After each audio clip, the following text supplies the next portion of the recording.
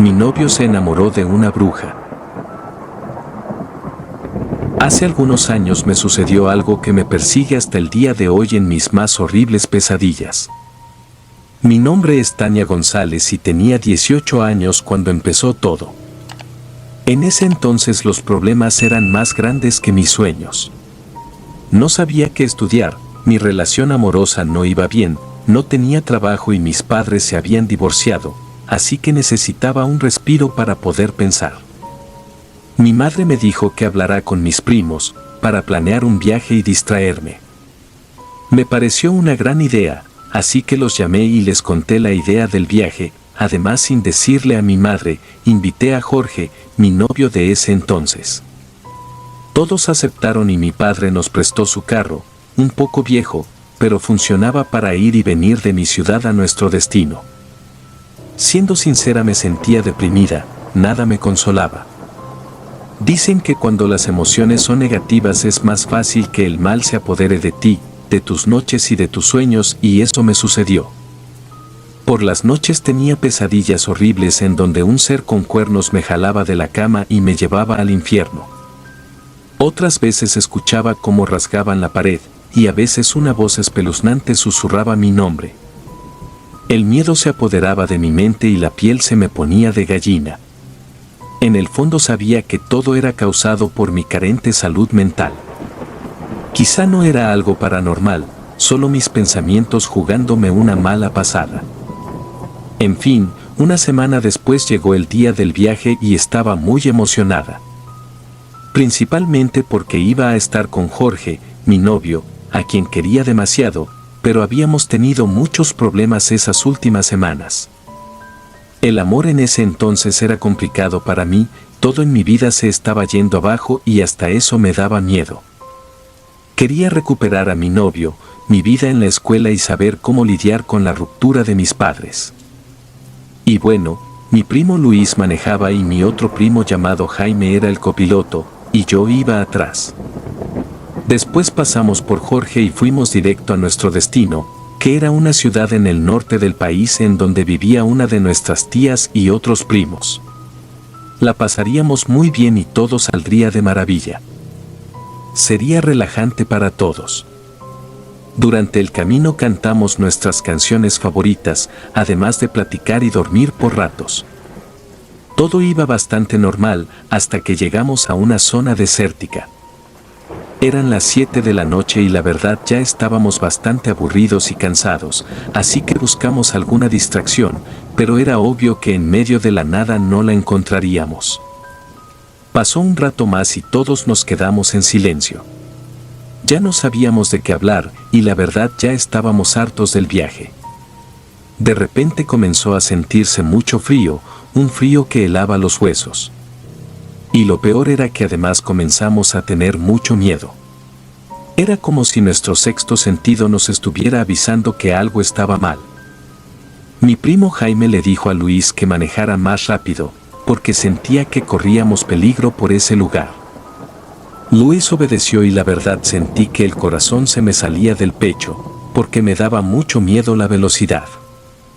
Cerré los ojos para estar más tranquila, pero en lugar de sentirme mejor, en mi mente se comenzaron a formar imágenes perturbadoras, así que los abrí rápidamente. Tomé la mano de Jorge, y él me abrazó, me dijo que no tuviera miedo, que ya casi llegamos a nuestro destino y estaríamos bien. Pero no fue así, porque un minuto después Luis frenó de golpe. Todos nos quedamos en shock tratando de entender qué estaba pasando y claramente el miedo se apoderó de todos. Le preguntamos que por qué había frenado y nos dijo que viéramos hacia afuera, que había una chica quien había hecho señas para que parara el carro. Yo lo reprendí diciéndole que era peligroso hacer eso. Jaime y Jorge estuvieron de acuerdo conmigo, pero Luis parecía no escuchar nada. Bajo la ventana del auto y afuera apareció aquella mujer. Ella saludó muy amablemente y pidió perdón por aparecer así de la nada. Por alguna extraña razón, su presencia había hecho que la temperatura bajara considerablemente, pero al parecer fui la única que lo notó, porque todos estaban embobados con la presencia de aquella mujer. Y tenía sentido, era realmente bella. Su cabello era muy largo, era completamente negro, su piel era casi transparente y sus labios eran gruesos y de un rojo brillante. Era mucho más grande que nosotros, yo le calculaba que tenía unos 25 años. Nos contó que se llamaba Reina y que iba en camino a una boda con su novio, pero que habían peleado y ella en un arranque de ira se había bajado del carro y él, en lugar de disuadirla, la había dejado ahí a su suerte. Dijo que su teléfono no tenía señal y que por eso no había llamado a nadie, pero que por suerte habíamos aparecido nosotros. En eso miré mi teléfono y era verdad, no había señal en ese sitio. Nos dijo que por favor la lleváramos a casa de su abuela. Comentó que no era muy lejos. Y Luis, sin pensarlo dos veces, dijo que sí, que subiera, que no se preocupara, que todo estaría bien. Se subió y se sentó en la parte de atrás del conductor, al lado de Jorge, quien ahora iba en medio de las dos. La situación se había tornado muy rara, la verdad yo no estaba de acuerdo con haber subido a esa mujer a quien no conocíamos. Además, cuando la miraba, la luz que reflejaba en la ventana hacía que se viera 10 años más vieja. Me di cuenta también de que Jorge la miraba de reojo y se le iba acercando más y más. Sentí mucho coraje y celos por aquella mujer tan bella. Ella le indicó a Luis por dónde ir y le agradeció por ayudarla. Más o menos una media hora después llegamos a la casa de su abuela, quien vivía básicamente en medio de la nada, en una casa de madera muy vieja. La verdad me alegré demasiado, por fin se bajaría y seguiríamos el viaje normal. Reina nos dio las gracias por ayudarla y nos dijo que pasáramos un momento a tomar un café caliente para el frío. Yo dije que no, que muchas gracias, pero mis primos y Jorge no lo pensaron y bajaron del auto. No tuve más opción que bajar también. Estaba furiosa, no podía creer que ellos fueran así. Reina tocó la puerta y un momento después abrió una anciana y, a decir verdad, era bastante rara. Su rostro estaba muy arrugado, uno de sus ojos era verde y el otro café, se había pintado los labios sin respetar la línea y su cabello estaba seco y despeinado. Tenía un lunar en la nariz que la hacía ver bastante desagradable. En fin, después de que Reina le contara lo que había sucedido, la anciana nos agradeció por ayudar a su nieta y nos pidió que pasáramos, que había hecho un pastel muy rico y prepararía café para que se nos calentaran los huesos. La verdad, la vibra se sentía muy pesada y cruda, pero al parecer solo yo lo sentía. Entramos y la verdad el café nos ayudó mucho para quitarnos el frío y el pastel estaba muy rico, pero casi vomito cuando encontré un pelo en medio. Claro que no dije nada. A pesar de todo, yo seguía muy enojada porque Jorge no dejaba de ver a esa mujer, ni siquiera disimulaba. Le tomé la mano para que se acordara de mi existencia, pero él tomó su taza de café y me soltó. Un rato después yo tomé la iniciativa para decir que teníamos que irnos, pero la anciana preguntó a dónde íbamos y cuando le dijimos, ella muy sorprendida dijo que no, que mejor nos quedáramos esa noche ahí, porque el camino era peligroso y ya era muy tarde. Yo le dije que no, que teníamos que llegar, porque mi tía nos estaba esperando, pero Jaime dijo que la anciana tenía razón y que era mejor descansar y mañana temprano seguir nuestro camino. Luis y Jorge estuvieron de acuerdo y yo no lo podía creer, no tenía sentido que nos quedáramos con dos desconocidas. No sabíamos si eran buenas personas, pero la belleza de Reina lo cegó y al final nos tuvimos que quedar ahí. Platicamos un rato con las dos mujeres y después nos dijeron dónde dormiríamos. Yo me quedé en una habitación muy pequeña y mis primos y Jorge en otra. Quería hablar con Jorge, reclamarle por estar viendo a Reina, pero la verdad ya estaba muy cansada y me quedé dormida luego. Pasó como una hora y un olor putrefacto me despertó. Me senté en la orilla de la cama y los alambres rechinaron. Escuché ruido afuera y sentí mucho miedo. No había una razón en específico, era algo sin sentido. Mi corazón empezó a latir con fuerza y me tapé con la cobija porque sentía mucho frío. Cerré los ojos y las mismas imágenes horribles empezaron a formarse en mi mente. Estaba sola y quería ver a mis primos y a Jorge, pero me da terror salir de la habitación. Vi mi teléfono y eran las 2:30 de la mañana. Además no tenía señal, así que no podía llamar a nadie. Quería que amaneciera ya y poder llegar con mi tía, pues tenía un muy mal presentimiento. Personas susurraban afuera del cuarto, así que traté de averiguar quién o quiénes eran. Ninguna voz conocida, era la voz de dos viejitas susurrando, pero eso no tenía ningún sentido, pues solo había una anciana en la casa y la voz de Reina era muy diferente y juvenil. Sentía que el corazón se salía de mi pecho, pero realmente no podía hacer nada. Esperé un rato y las voces cesaron. Tenía que salir porque necesitaba ir al baño y quería hablar con mis primos, así que tomé valor y lo hice. De puntitas y con cuidado salí asomándome para asegurar que no había nadie. El miedo no se iba y por eso quería reunirme con los chicos para saber que estaban bien y para que ellos me resguardaran. Pero nada sucedió como yo quería. Fui al baño rápidamente y cuando salí no pude evitar escuchar algo en la habitación en la que estaba Reina. Eran susurros y ruidos extraños. Así que caminé hacia mi habitación, pero algo me detuvo. Era la voz de Jorge en la habitación de Reina. No podía creerlo, debía ser una broma o mi imaginación. Quería ver qué estaba pasando, así que abrí su puerta lentamente y me di cuenta de algo horrible. Jorge estaba con una mujer, pero no era Reina ni su abuela, era una anciana aún más extraña, totalmente arrugada. Su cuerpo estaba deforme y no tenía pelo. Cubrí mi boca con mis manos para no gritar. La verdad, no sabía qué hacer. Mis ojos se llenaron de lágrimas y en mi garganta se hizo un nudo. Tenía miedo, un miedo que jamás en la vida había sentido. Quería salir corriendo, pero no podía irme sin mis primos y sin Jorge, a pesar de que en el fondo lo estaba odiando y me preguntaba por qué rayos estaba con esa vieja. Caminé en reversa con pasos torpes y sentía que la respiración me faltaba y decidí tomar agua antes de ir a la habitación de mis primos. Caminé lento hacia la cocina y cuando estaba a punto de entrar escuché ruido.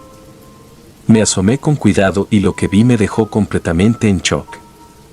Era la otra anciana, quien estaba untándose sangre en el cuerpo desnudo. Lo peor de todo era que la sangre era de mi primo Jaime, quien yacía en el piso alrededor de velas y símbolos extraños. La mujer decía algunas palabras mientras frotaba su cuerpo y reía como una loca. No me desmayé por milagro, pero sentía que no podía con todo lo que estaba pasando. Caminé de puntitas a la habitación donde debería estar Luis, esperando lo peor, pero él estaba dormido tranquilamente sin imaginar todo lo que estaba pasando afuera. Lo moví y se despertó. Le conté en voz baja lo que estaba pasando, y al decirle lo de su hermano Jaime comenzó a llorar, y yo también, por el miedo y la tristeza sabiendo que era posible que mi primo ya no estuviera vivo. Y mientras estábamos ahí escuchamos la voz de las dos viejas, porque era obvio que Reina era una anciana igual que la otra. Se habían reunido y habían salido de la casa, así que debíamos aprovechar esa oportunidad para saber si Jaime estaba vivo y para ir por Jorge e irnos de ahí. Salimos con cuidado y encontramos a Jorge en la habitación de Reina. Yo lo estaba odiando con todo mi corazón, pero en esos momentos era lo de menos, lo importante era salir con vida de ahí. Le contamos lo de Jaime y se horrorizó. Además, le dije que lo había encontrado con esa anciana y me dijo que él había estado con Reina, la bella mujer joven que habíamos conocido. No entendíamos qué estaba pasando, pero fuimos a ver a Jaime, quien lamentablemente ya no contaba con signos vitales. Los tres lloramos sintiendo que la vida se nos iba tan bien, pero no podíamos hacer nada. Tomamos la decisión de correr y subirnos rápidamente al carro para poder irnos. Esperamos el momento idóneo, y los tres abrimos la puerta esperando encontrar a las ancianas, pero no había nada ni nadie, así que subimos al carro, y Luis manejó más rápido que nunca. Los tres estábamos en shock, no podíamos creer que había pasado en ese lugar. Luis se culpó por haber levantado a esa asquerosa bruja, pero yo le dije que no era su culpa, seguramente esa anciana se volvía joven con brujería y engañaba a los hombres para matarlos, robarles su energía, su juventud o su alma. Pasaron como 10 minutos cuando vimos en la oscuridad unas bolas de fuego saltando de un lado a otro. Sabía que eran esas horribles ancianas, así que le dije a Luis que manejara aún más rápido, hasta que las perdimos. Nadie dijo nada en todo el camino, hasta que llegamos. Cuando le contamos a mi tía lo que le había pasado a Jaime, se quedó sin palabras y lloró amargamente. Después llamó a su mamá, quien estaba absolutamente destrozada. Jorge nos contó que Reina había entrado a la habitación y lo había seducido para llevarlo a la suya y estar con él, pero que en todo momento pensó que era la mujer joven que habíamos conocido, y yo le dije que no, que era una vieja bruja con la que había estado. Le pedí que tomara un autobús a la ciudad, porque ya no quería saber nada de él en mi vida. Aunque me rogó y me dijo que no fue algo que quisiera hacer, sino que la bruja fue la culpable, yo ya no quería. Mi corazón estaba más roto que antes, ya no tenía nada. Y ahora sin mi primo y sin mi novio nada tenía sentido en mi vida. Regresamos a nuestra ciudad, sin pasar por ese horrible camino, y velaron a Jaime, aunque no había un cuerpo. Hasta el día de hoy, Luis y yo, seguimos rezando por su alma. Nada volvió a ser igual desde ese entonces. Siento que esas viejas brujas querían matarnos a todos, pero no lo lograron. Quizá yo llamé al mal por no estar bien emocionalmente, y lamento todos los días haber planeado ese viaje.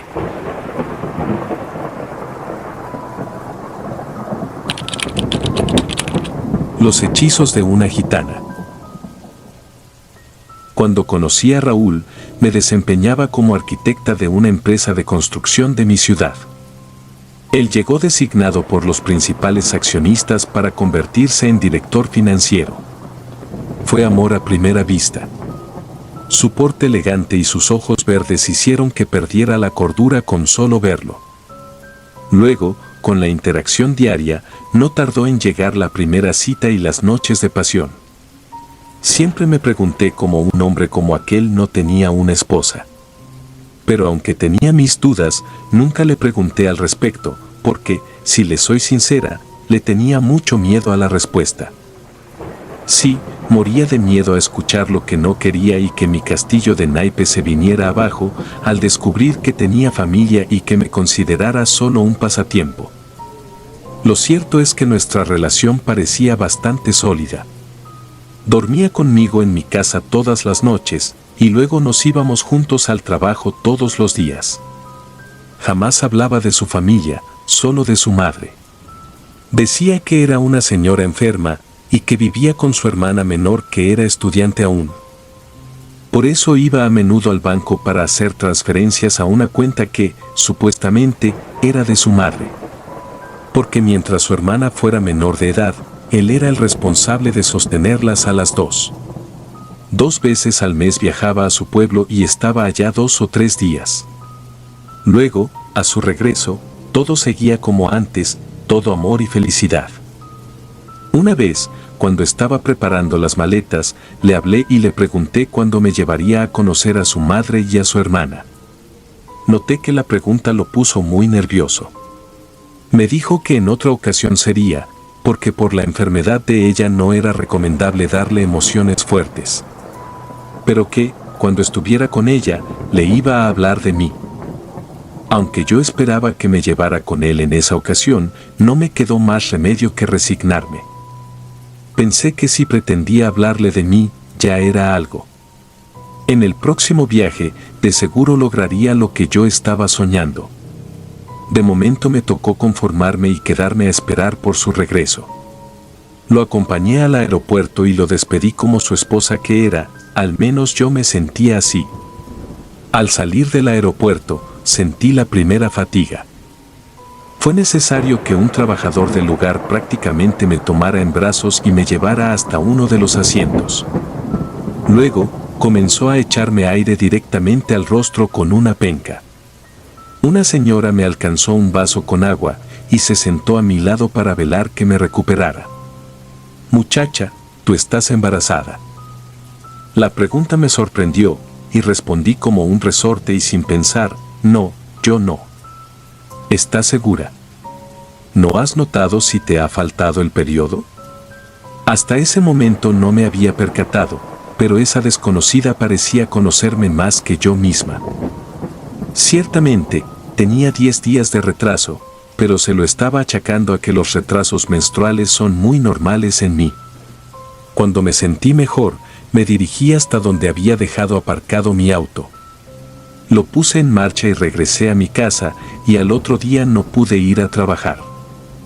Ciertamente, me sentía muy mal y no dejaba de pensar en lo que me había dicho aquella mujer del aeropuerto. Hablé con el director general y le dije que iría al doctor, y así lo hice. Adivinen qué, estaba entrando ya en el 3er mes. Ahora quedaba esperar por el regreso de Raúl y rezar porque se pusiera feliz con la noticia que le tenía. Ahora no le quedaría más remedio que aceptar nuestro amor y presentarme como su pareja delante de su familia.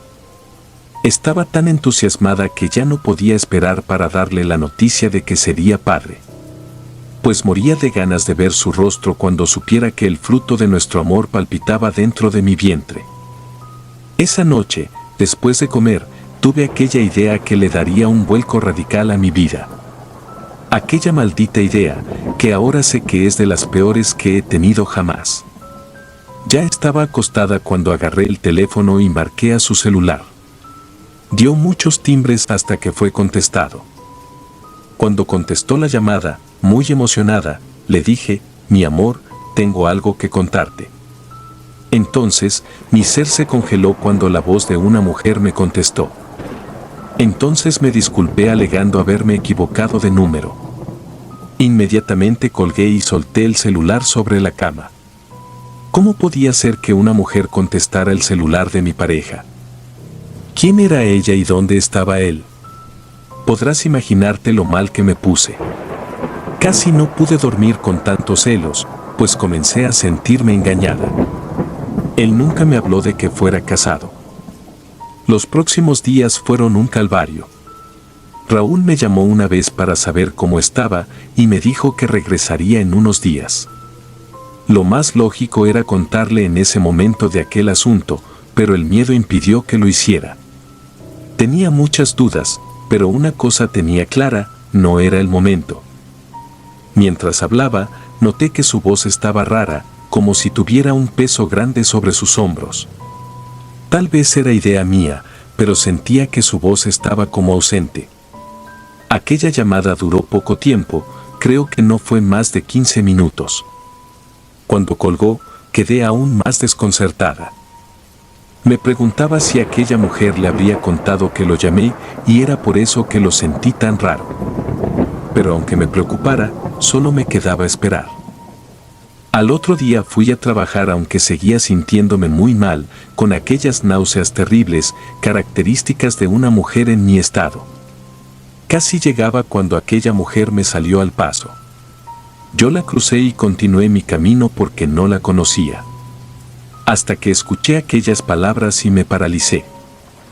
Muchacha, yo puedo ayudarte con esos problemas que cargas en tus hombros. Miré para todas partes buscando si era conmigo. Pero no había nadie más, así que ciertamente aquella mujer llena de collares me estaba hablando a mí. Puedo ayudarte para que el padre de ese bebé regrese contigo y deje definitivamente a su esposa. Entonces estuve segura y a la vez insegura. ¿Cómo aquella mujer que jamás había visto sabía más de mi vida que yo misma? Le dije que estaba confundida, que mi novio no era casado. Ella me miró y confirmó mis sospechas. Él era casado y tenía 2 hijas con su esposa. Por favor, señora, déjeme.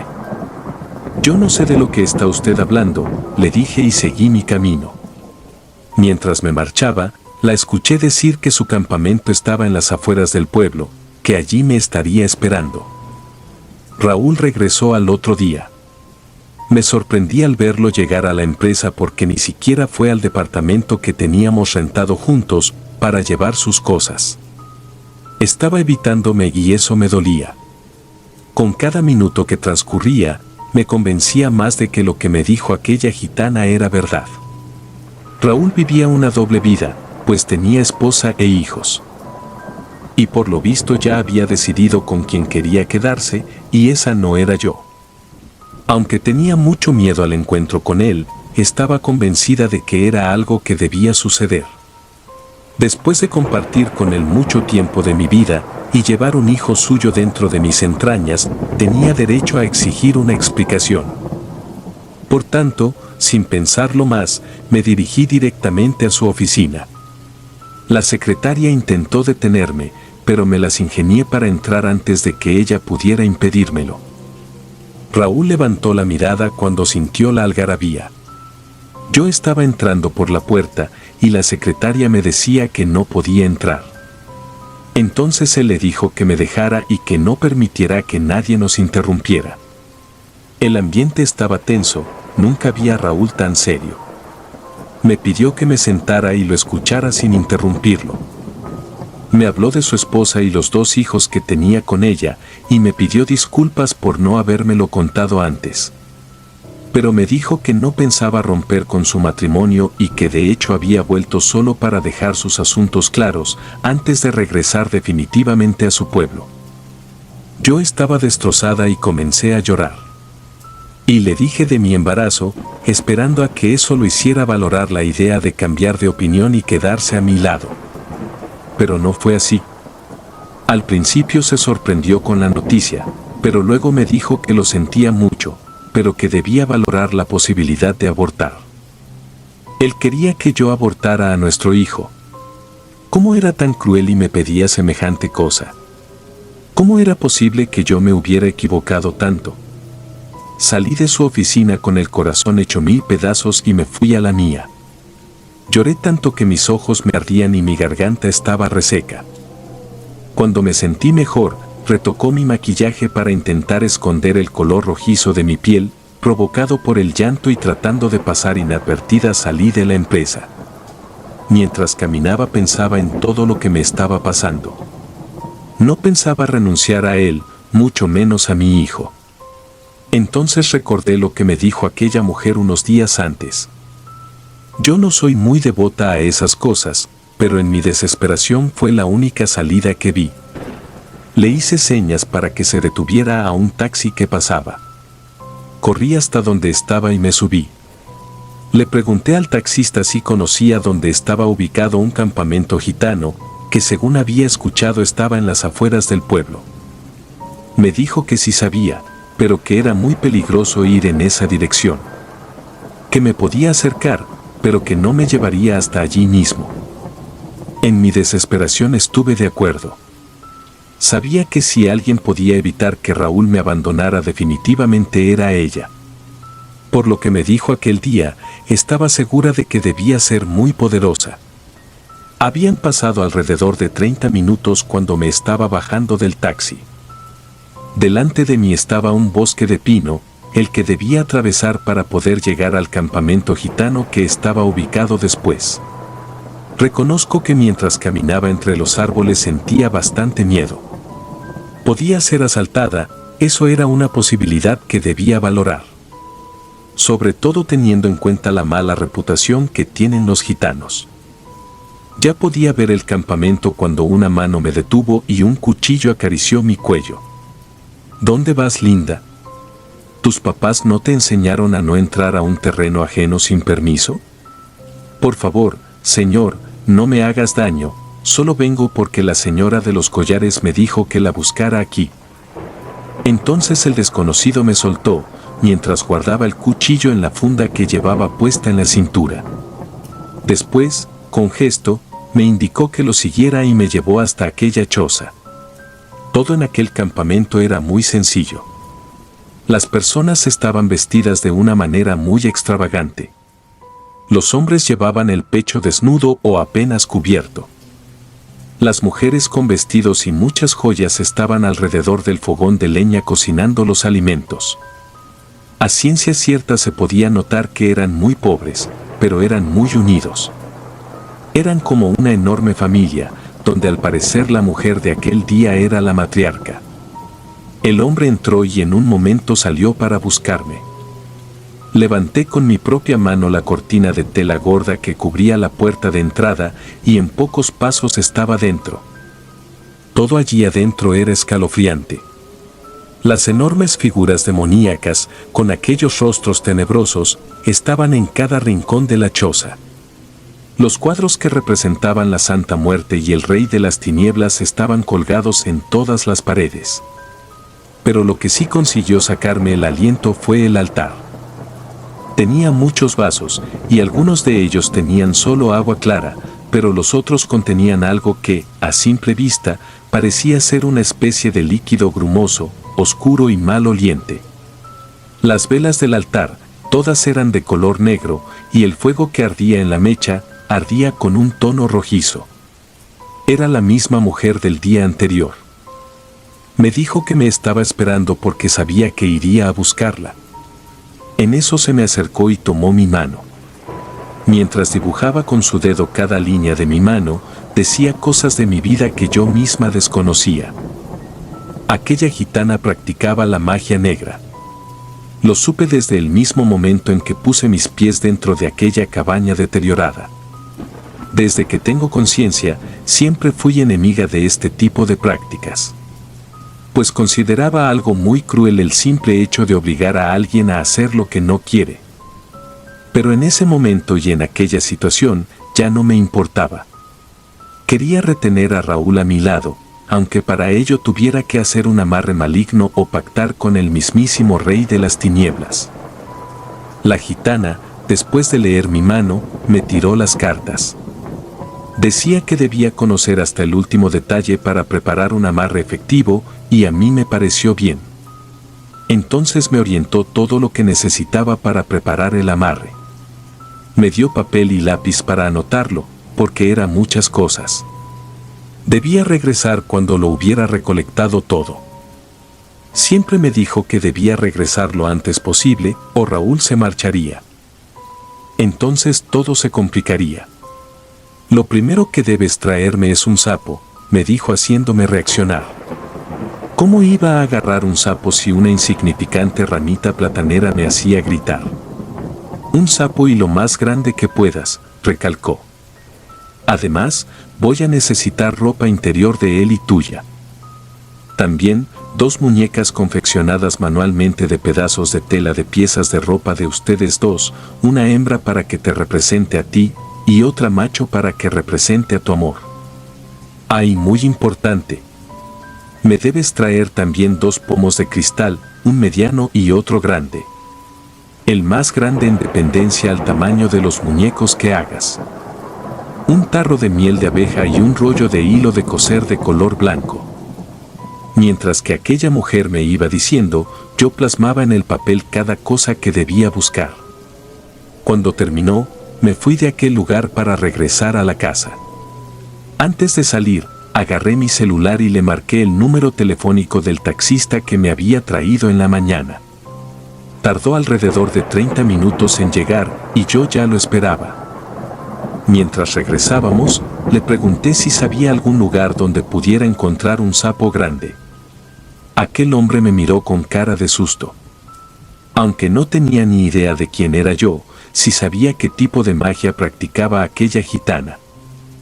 Además, el sapo siempre ha sido asociado a la brujería y por lo general los hombres se mueren de miedo cuando de brujas se habla. Al notar su reacción, le expliqué que tenía un enfermo en la familia y que lo necesitaba para hacer una limpieza espiritual que me había recomendado la gitana.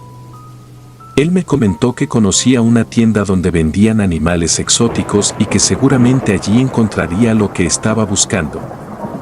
Entonces, sin dudar, le dije que me llevara y en lapsus breve de tiempo estaba entrando en aquella tienda. Allí podrías encontrar todos los animales que pudieras imaginarte, desde un ave de hermosos colores hasta una tortuga de esas que están en peligro de extinción. Pero yo iba en busca de una sola especie, un sapo que fuera lo más grande posible. Cuando le comenté a la muchacha lo que necesitaba con la esperanza de poder encontrar aquí aquel pedido, sonriente me dijo que tenía exactamente lo que yo estaba buscando. Se fue y en unos pocos segundos regresó. Entre sus manos traía una pequeña caja hecha de madera, con algunos orificios en la parte superior. Dentro estaba un ejemplar que es conocido como sapo gigante o de caña, ideal para aquel trabajo de amarre que quería hacerle a Raúl. Cuando salí de la tienda, me fui directo a mi casa, radiante de alegría porque tenía fe en que aquella gitana me devolvería a Raúl, como dicen por ahí, con todo y envuelto en papel brillante. Se me rompió el corazón al entrar en mi casa. Sobre la mesa del comedor estaban las llaves de él. Fui hasta el dormitorio en busca de ver con mis propios ojos lo que era inminente. Abrí el ropero y con pesar observé que allí solo estaba colgada mi ropa. Raúl había pasado por mi casa en mi ausencia para recoger sus pertenencias sin tener que darme la cara. Pero no pensaba dejársela tan fácil. Regresaría a mí a las buenas o a las malas. No tenía objeción en obligarlo, aunque para ello tuviera que ir y volver del mismísimo infierno. Esa tarde me dispuse a completar todo lo necesario para hacer el trabajo de brujería. Por suerte encontré entre mi ropa interior uno de sus calzones, así que lo junté con una de mis braguitas y los coloqué dentro de mi bolso. Los muñecos de trapo los confeccioné esa tarde. Para el macho utilicé una camisa de Raúl que tenía guardada para donar a algún necesitado, porque ya no le quedaba. Para la hembra utilicé un vestido mío. A la mañana siguiente, con todo guardado dentro de mi bolso, llamé otra vez al mismo taxista del día anterior. Este ya sabía en los pasos en que yo andaba y yo no quería que nadie más supiera que me estaba involucrando en este tipo de prácticas. En un rato más, ya estaba sentada en la misma silla, dentro de la misma choza y frente al mismo altar del día anterior. La gitana comenzó por tomar mi braguita y el calzón de Raúl. Hizo un nudo muy fuerte entre los dos y luego lo colocó dentro del más pequeño de los dos pomos de cristal. Entonces agarró el tarro de miel de abeja y le derramó medio frasco encima. Después, ensartó una hebra del hilo blanco que yo había llevado en una aguja y con sendas puntadas comenzó a unir los dos muñecos, uno frente al otro. Luego lo colocó dentro del otro pomo de cristal y le vertió encima el resto de la miel que aún estaba dentro del tarro. Ya solo quedaba el trabajo con el sapo. Ella agarró la caja, la puso sobre el altar y comenzó a invocar a los espíritus en una lengua que yo no conocía. Después de un rato, me lo devolvió y me dijo que el resto del trabajo me tocaba hacerlo a mí. Entonces me dijo exactamente lo que debía hacer de ahora en adelante. Cuando Raúl estuviera dormido, debía pasarle el sapo 5 veces sobre su vientre mientras decía para mis adentro: sapo, sapito, que este hombre no tenga sosiego ni descanso mientras no esté a mi lado, de todo corazón, cuerpo y alma. Que no tenga ojos, pensamiento ni futuro con otra mujer que no sea yo. Después de esto, debía decir una oración para así cerrar el embrujo que me daría todo el poder sobre mi hombre. Pero ahora había otro detalle. ¿Cómo lograría hacerlo si Raúl se había marchado de mi casa y no quería saber nada de mí? Cuando le comenté a la gitana mi preocupación, se sonrió. Me dijo que no me preocupara, que él vendría a mí solito y sin que yo tuviera que mover un solo dedo. Después de esto, tendría al ser amado solo para mí. Pero, eso sí, debía cuidar al sapo por siempre, mantenerlo a buen resguardo y alimentado, porque, si el sapo moría o se marchaba, el embrujo quedaría sin efecto y lo perdería para siempre. Entonces, regresé a mi casa con el encargo. Debía buscar un buen lugar donde poner a aquel animal y donde pudiera pasar el resto de su vida. Lo puse en una caja más grande y le puse agua para que pudiera bañarse y estar totalmente a gusto. En la noche, mientras me duchaba, sentí el timbre de la puerta. Salí lo antes posible y para mi sorpresa, allí estaba Raúl de cuerpo y alma. Sí que era poderosa aquella gitana. Entró, conversamos de nosotros y me habló de su otra familia. Se disculpó también por pedirme que abortara a nuestro hijo y me dijo que lo hizo porque la noticia lo agarró de sorpresa. Te entiendo, no pasa nada, le dije mientras iba a la cocina por 2 copas de vino para celebrar la reconciliación. Por supuesto, en la de él puse un poco de polvo para dormir. Debía lograr que durmiera de una manera tan profunda que no despertara mientras yo hacía el trabajo con el sapo grande. Todo salió de maravilla. Después de que nos bebimos el vino, fuimos al cuarto y tuvimos intimidad. Luego, él se durmió profundamente y yo hice mi parte del trabajo. Ahora lo tengo por fin a mi lado todos los días. Él fue hasta su pueblo y terminó definitivamente con su esposa. Su familia nunca me ha aceptado, pero, a decir verdad, no me importa para nada. Mi hijo nació y ahora somos una familia de verdad. Una vez regresé a aquel lugar y ya estaba desolado, pues el campamento gitano ya se había marchado. Allí solo quedaba algún que otra vara clavada en la tierra, como prueba fehaciente de que en aquel lugar estuvo anclado el campamento. Ese campamento de aquella bruja gitana que, con sus hechizos, me devolvió el amor de mi vida. El sapo aún está junto a mí. Lo alimento y lo cuido como si fuera parte de la familia. Porque yo no quiero ni pensar lo que pasaría si, por algún motivo, un día lo llego a perder.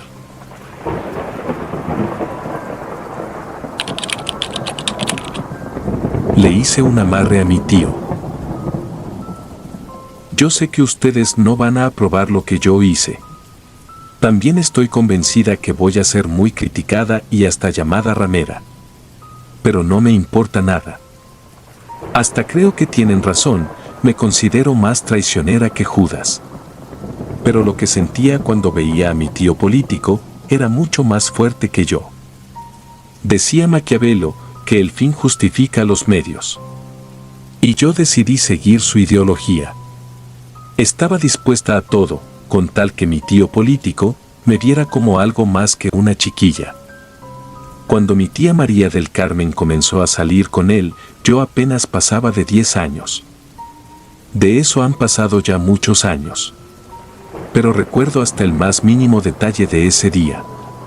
A pesar de solo ser una niña, él provocaba sentimientos en mí que no eran normales en mi corta edad. Me gustaba verlo con aquellas camisas ajustadas que marcaban sus músculos bien definidos y sus brazos que parecía que los había tallado un escultor experimentado. La familia se reunió ese día para celebrar el cumpleaños de mi abuela. Era la primera vez que nos visitaba. Los vi entrar en la casa tomados del brazo, derrochando amor. Se veían felices y eso no me gustaba, porque ese mismo día decidí que lo quería para mí. La relación, con el tiempo se fue haciendo más sólida, hasta que un tiempo después decidieron casarse. Él siempre se mostró muy cariñoso conmigo, y eso conllevó que yo me hiciera falsas ideas. Decía que yo era la niña más linda que había en su vida. Yo, cada vez que tenía oportunidad, me sentaba a su lado. Me daba lo mismo si veía una película o un partido de fútbol. Cualquier cosa era buena si me permitía estar un rato junto a él. Cuando terminé mis primeros estudios, mis padres me enviaron a estudiar a una escuela interna. Solo venía a la casa unos días al mes. Lo normal hubiera sido que me interesara por algún chico de mi edad, pero los encontraba demasiado infantiles y poco agraciados. A mí me gustaban los mayores, o mejor dicho, solo tenía ojos para el esposo de mi tía María del Carmen.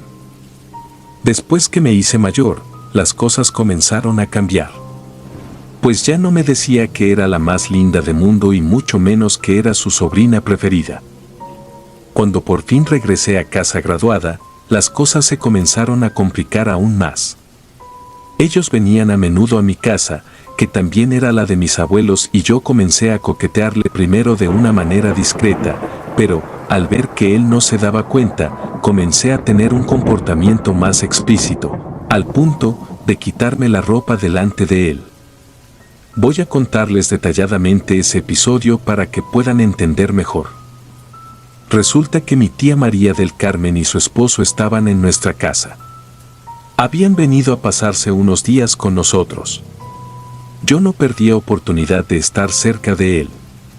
Pero por lo visto mis miradas coquetas y mis insinuaciones sutiles pasaban desapercibidas ante los ojos fieles del marido de mi tía. Eso comenzó a cansarme. Me sentía superior a ella.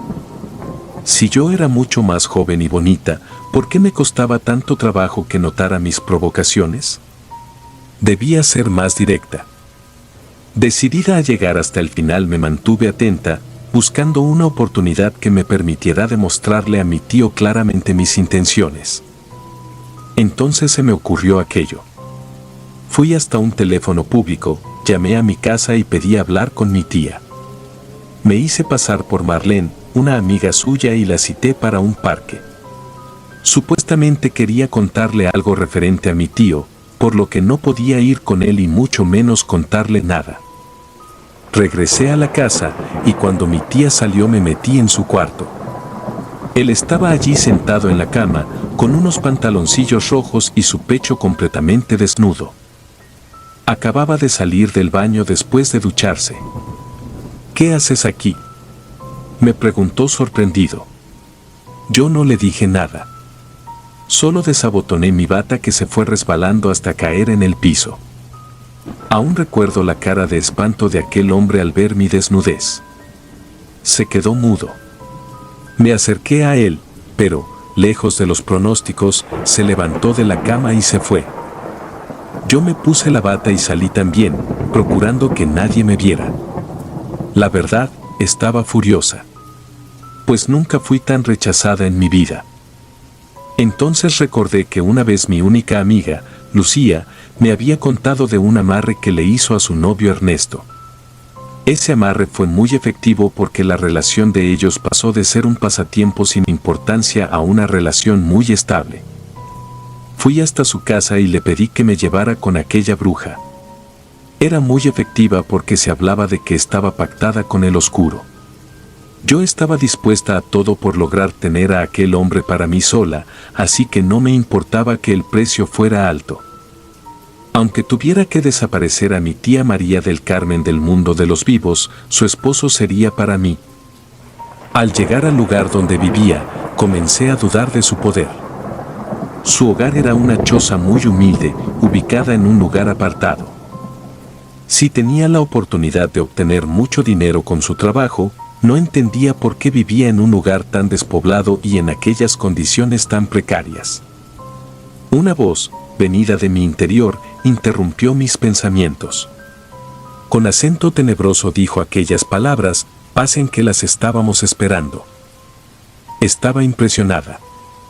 ¿Cómo era posible que supiera de nuestra llegada si nunca antes habíamos hablado con ella? Al final de la choza estaba la anciana y de solo verla me dio escalofrío. Tenía la piel muy arrugada y curtida por los años.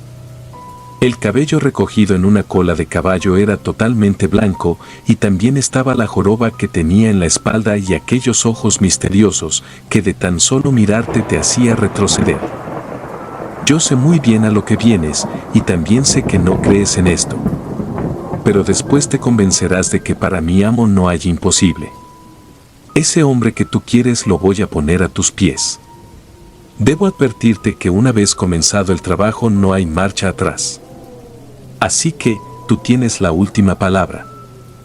También debo decirte que deberás pagar un precio muy alto. Le dije que el dinero no era ningún problema, que le pagaría todo el que me pidiera, con tal de lograr mi objetivo de quedarme con el marido de mi tía. Ella comenzó a reír a carcajadas con aquella risa tan fuerte. Luego, me dijo que sus servicios no se pagaban con dinero, sino con mi alma. No puedo explicarles el pavor que sentí con aquellas palabras. Es cierto que estaba dispuesta a toda con tal de cumplir mis objetivos. Pero eso de perder mi alma no estaba incluido. Así que como en un instinto de preservación comencé a caminar hacia la puerta de salida. Sentía mucho miedo. De camino a la salida comencé a sentir aquellos silbidos y lamentos cerca de mis oídos. También aquella voz dentro de mí que me decía: sé que vas a volver, aquí te estaré esperando. Mi amiga salió detrás de mí. Ya en el camino me preguntó si yo no sabía a lo que iba. Le dije que sí, pero que el precio era demasiado alto. Pues entregar mi alma era demasiado. Entonces me dijo algo que me hizo pensar. Para recibir algo que queremos, a veces tenemos que dar algo que también queremos. Ahora me quedaba averiguar qué era más importante para mí, tener a mi tío solo para mí o conservar mi alma. Llamé a mi casa y le dije a mis padres que me quedaría a dormir en la casa de mi amiga. Ellos estuvieron de acuerdo. Pero cuando comenzó a hacerse más tarde me cayó aquella nostalgia y la depresión me dominó, a tal punto que le dije al padre de mi amiga que me llevara de regreso a casa. Al principio intentaron convencerme de esperar a que amaneciera, pero después me vieron tan mal que accedieron a mi pedido. El carro me dejó justo al frente de la casa, así que rápidamente tomé las escaleras y subí. Pude entrar porque, aunque no era usual, ese día recordé llevarme las llaves. Quizás hubiera sido más coherente ir directamente a mi cuarto, puesto que ya todos dormían. Pero no lo hice, aproveché la soledad de aquellos pasillos y con pasos suaves me dirigí hasta el cuarto que estaba ocupando mi tía María del Carmen y su esposo.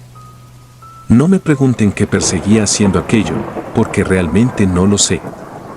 Hubiera entrado si, al empujar la puerta de la habitación, no hubiera escuchado aquellos quejidos de placer que salían de su interior. Estaban teniendo intimidad. Los celos se hicieron presente y nublaron mi pensamiento, a tal punto que la ira me dominó por completo. No es que en mi cerebro enfermo estuviera la idea de que no lo hicieran, lógicamente eran esposos. Pero eso de escucharlos fue demasiado fuerte para mi cerebro obsesionado. Aunque mi primer instinto fue el de entrar y poner la habitación patas arriba, al final logré controlarme. Ardía en deseos de asesinar a mi tía, apretándole el cuello con mis propias manos.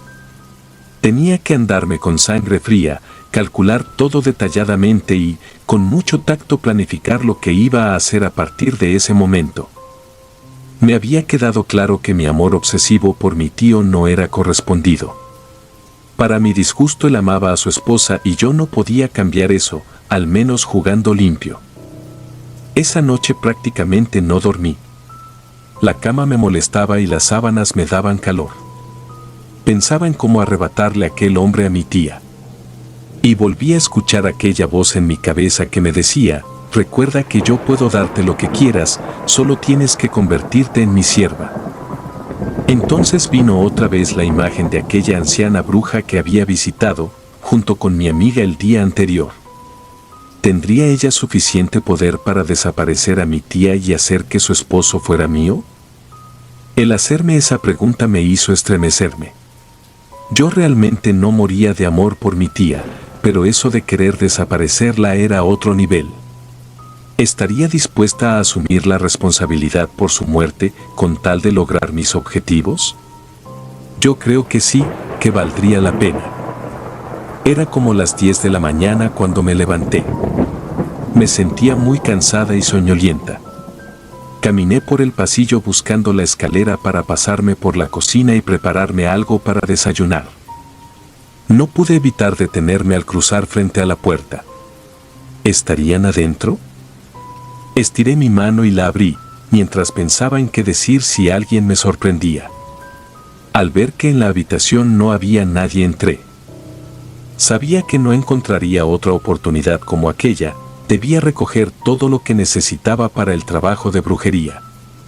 Sé que no se los había dicho, pero ya estaba decidida a llegar hasta el final sin medir consecuencias. Sobre la almohada encontré unos cabellos que por el color y el tamaño deduje que eran de él.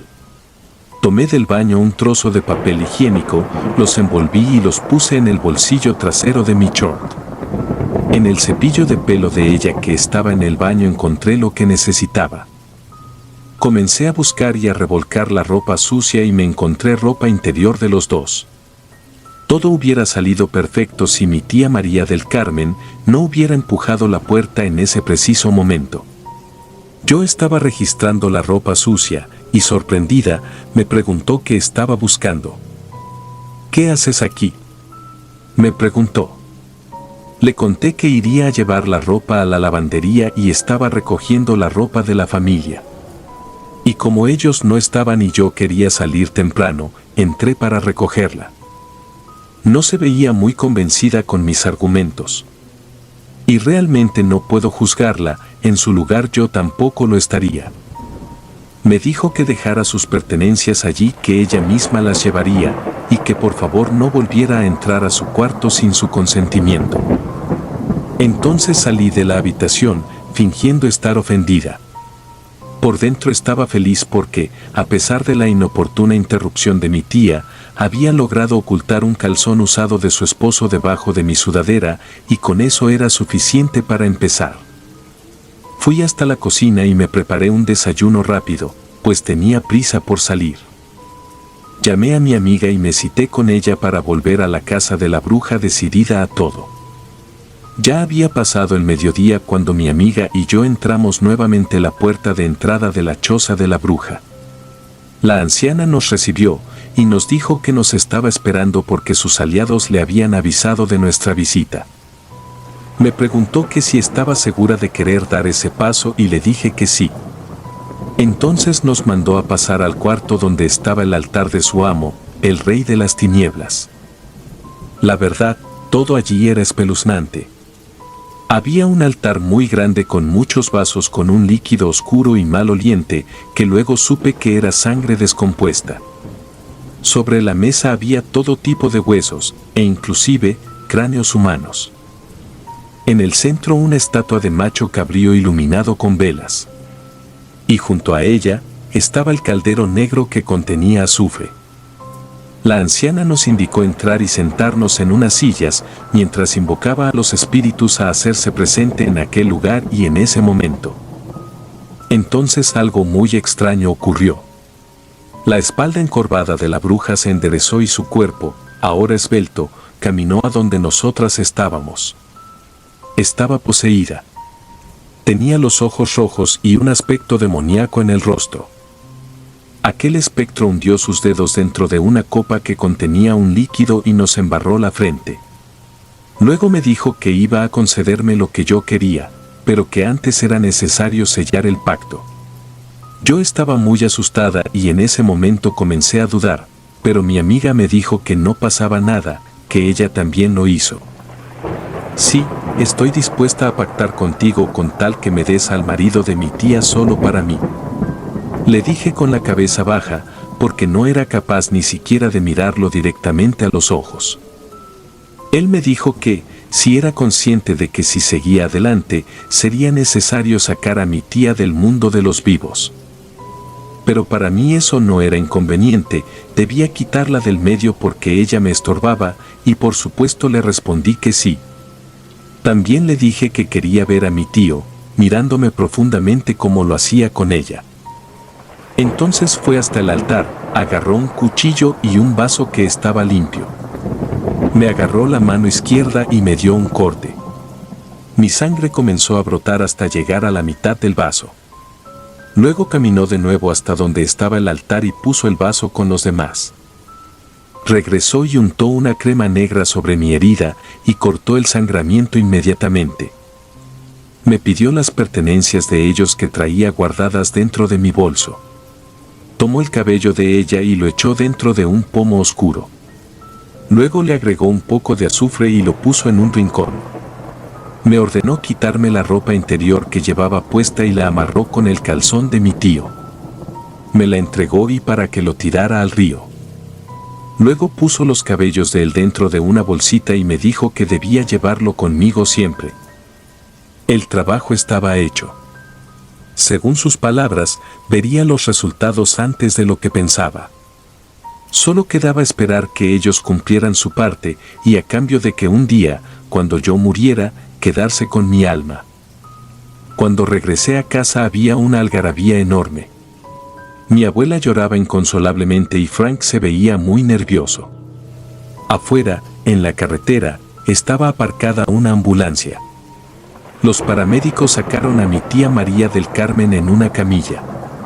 Se veía muy mal ciertamente. Tragué en seco cuando concienticé lo que estaba pasando. Entonces recordé las palabras de la bruja cuando me dijo que vería los resultados antes de lo que pensaba. Mi tía no regresó viva a casa. Los médicos certificaron que fue víctima de un infarto cerebral. Después del entierro, Frank regresó a su casa. Unos días después llegó la noticia de que se enfermó de los nervios y dejó de salir a la calle. Pues estaba sumido en una depresión total y hasta había perdido su empleo. Mi abuela, que lo quería mucho, dijo que se mudaría con él para poder cuidarlo, porque lo consideraba como si fuera su hijo. Yo la convencí de que no debía ir, porque dejaría a mi abuelo solo. Y por supuesto, me ofrecí, como buena samaritana, a ocupar su lugar e ir a cuidar al tío hasta que se recuperara de su pérdida. Era la oportunidad que estaba esperando. Inmediatamente guardé mis pertenencias dentro de una maleta y emprendí el viaje hasta el pueblo donde estaba ubicada la casa de mi tío Frank. El taxi me dejó justo al frente de la puerta de entrada. Después de pagarle al taxista, caminé directo hacia ella con la intención de tocar el timbre. Fueron necesarios muchos intentos para que por fin mi tío abriera la puerta. Después de nuestro último encuentro, cuando me desnudé delante de él, nunca habíamos vuelto a hablar. Así que temía que mi presencia no fuera del todo complaciente para él. Pero estaba realmente lejos de sospechar lo que ocurriría realmente. La puerta se abrió por fin. Parado detrás estaba él, con un aspecto deplorable. Estaba demacrado, con una delgadez extrema, unas ojeras profundas y como si fuera poco llevaba tiempo sin afeitar su rostro. Me emocioné cuando llorando me abrazó, mientras me decía que ya me estaba esperando porque nuestro amor es para siempre. En el momento no entendí, pero el solo hecho de ese recibimiento ya era algo con lo que había soñado. Las cosas estaban saliendo mejor de lo que esperaba. Esa noche por primera vez tuvimos la intimidad que siempre había soñado, y fue exactamente como había soñado. Era un amante ardiente, de esos que te suben y luego te dejan caer. Después de esa noche mi tío comenzó a sonreír de nuevo, se alimentaba bien y comenzó a preocuparse nuevamente por su apariencia física. Volvió a ser el hombre del que me enamoré, apuesto y carismático. La relación entre nosotros marchaba a todo motor. Era como lo había soñado. Me decía mi amor o mi reina, tal y como llamaba a mi tía María del Carmen cuando aún vivía. Había pasado unas 2 semanas cuando comencé a entender motivo real de aquel comportamiento. Fui a visitar a su psicóloga porque, aunque él se veía bastante bien emocionalmente, sí era necesario que siguiera el tratamiento de su especialista. Cuando me entrevisté con ella le dije que lo veía bastante bien y que ya no creía que fuera necesario seguir tratándolo con ella. Me dijo que estaba equivocada. Me preguntó si alguna vez él se me había insinuado y obviamente le dije que no. Fue entonces que me detonó aquella bomba en las manos. Me dijo que él no era capaz de discernir entre fantasía y realidad. Que cuando me mira a mí, realmente a la que ve es a mi tía. Regresé a la casa esperando comprobar lo que me dijo la psicóloga. Cuando entré, él acababa de salir del cuarto y veía la tele. Me acerqué y sin rodeos le pregunté: «Dime, Frank, ¿quién soy yo?». Él me miró extrañado. No entendía el porqué de la pregunta. Y así me lo hizo saber. Categóricamente me dijo que yo era María del Carmen, el único y gran amor de su vida. Sentí un vapor que salía de mis pies y subía hasta mi cerebro.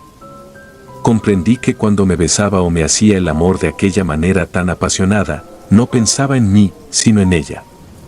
No había manera de que yo pudiera competir con aquel fantasma ni después de muerta.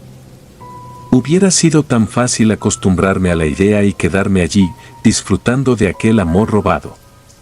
Pero no, estaba furiosa. Me sentía estafada. No había sido por esto que había pactado con el oscuro y aquella bruja tenía que pagar las consecuencias.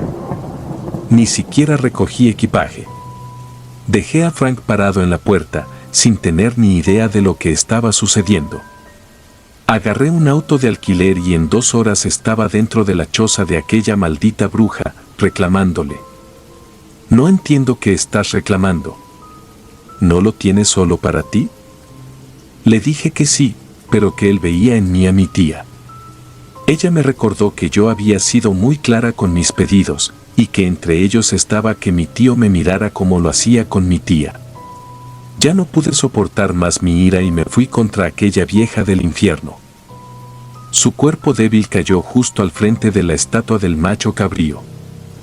Entonces aquella estatua comenzó a cobrar vida. Encendió sus ojos de fuego, enderezó su cuerpo y abriendo su enorme boca me tragó de un bocado. Ya mi cuerpo no está, y pronto mi alma tampoco. Estoy rodeada de ángeles del infierno que están esperando para conducirme a mi nuevo hogar, que está ubicado en las entrañas de la tierra. Si te gustan los relatos, me gustaría que me apoyaras con un like o un comentario, ya que eso nos ayudaría bastante. Y si no estás suscrito o suscrita, te invito a que lo hagas para que no te pierdas lo mejor de relatos de terror.